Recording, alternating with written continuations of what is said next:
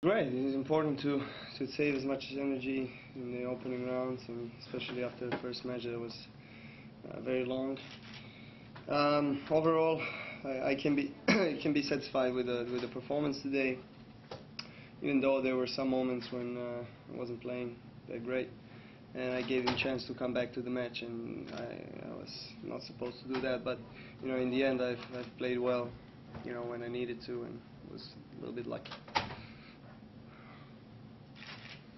You and Blake are both capable of some really exciting, sort of crowd-pleasing shots. What kind of match do you expect? It should be a night match, big crowd.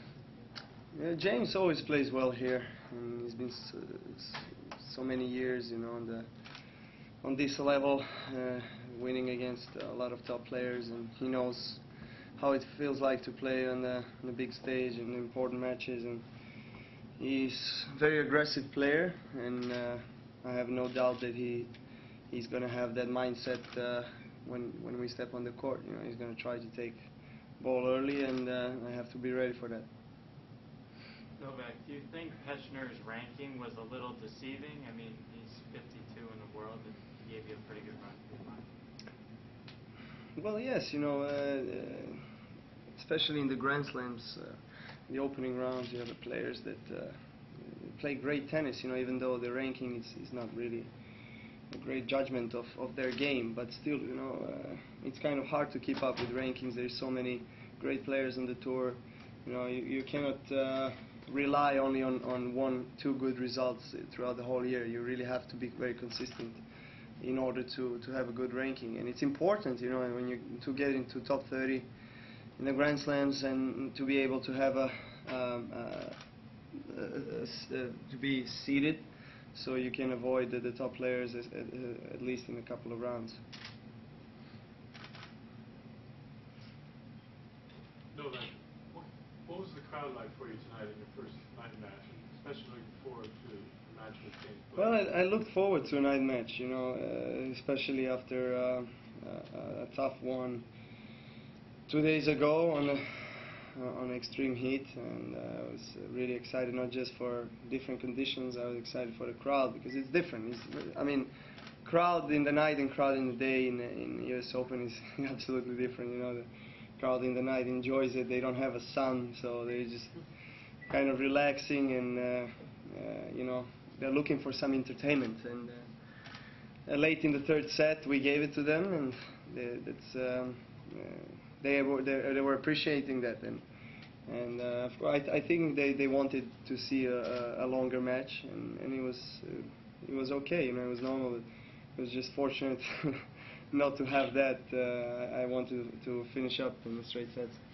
Does the crowd get to you at all, especially when they start going for the underdog? Or well, look, I've faced many different situations with the crowd in my life, and I'm trying to use that experience in my favor. You cannot always have a crowd behind you, but you always try to have, because it's very important in every match you play, and it's a big support and just big energy when the crowd is behind you. Did you watch Janko's match last night, and what do you think just in general of him, Ivanovic, Jankovic, all doing well to this point? No, it's fantastic for our country. I mean,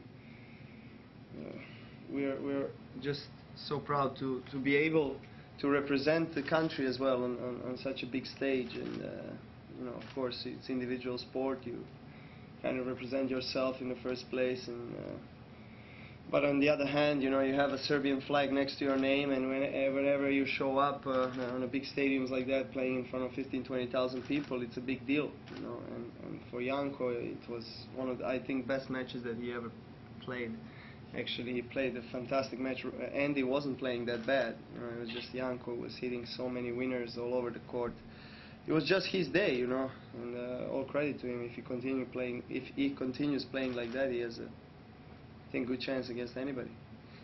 Novak, I'm going to ask you about the between-the-legs shot by Roger, but I really don't want to know what you have. My question is, some people said, hey, that's the greatest shot they've ever seen. I'm just curious, as a player, do you have a shot that you've seen someone do that was the greatest shot you've ever seen? Yeah, a couple of shots in my life that I saw.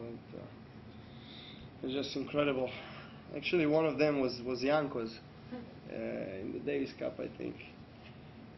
Serbia against Australia 2007, when he hit.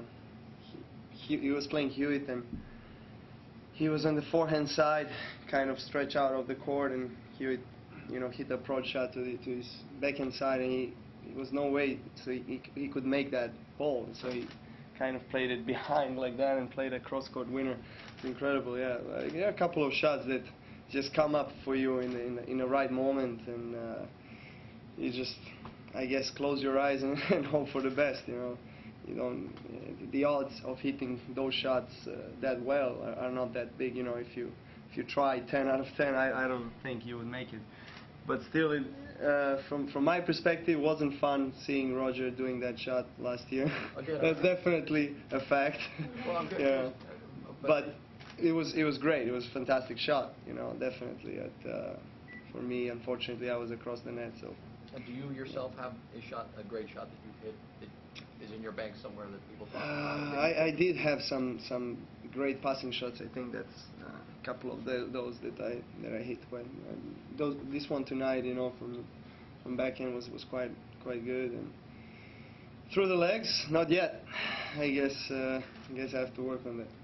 Novak, you almost bent over backwards at the end when you won. You were so thrilled to have it not go into another set. Was there a thought that crossed your mind, like, oh my gosh, he's going to win this tiebreak, and I'm going to have to go another set with this guy? Well, definitely, a lot of thinking towards that end of the third set.